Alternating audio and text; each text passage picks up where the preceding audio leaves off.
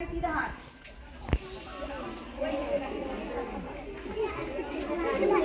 मैं सत्यनिष्ठा से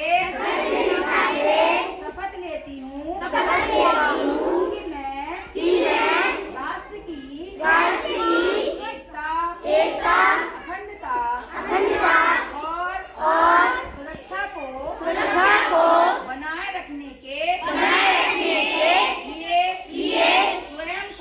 स्वयं को समर्पित करूंगी और अपने देशवासियों के बीच यह संदेश फैलाने का भी भरसक प्रयत्न करूंगी।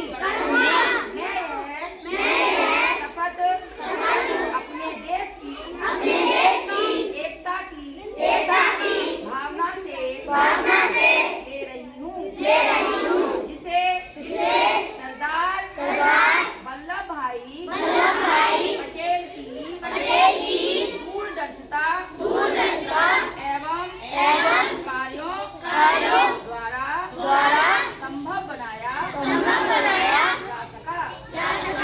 मैं अपने देश की आंतरिक सुरक्षा सुनिश्चित करने के लिए अपना योगदान करने का भी सत्यनिष्ठा से संकल्प करूंगी। जय हिंद।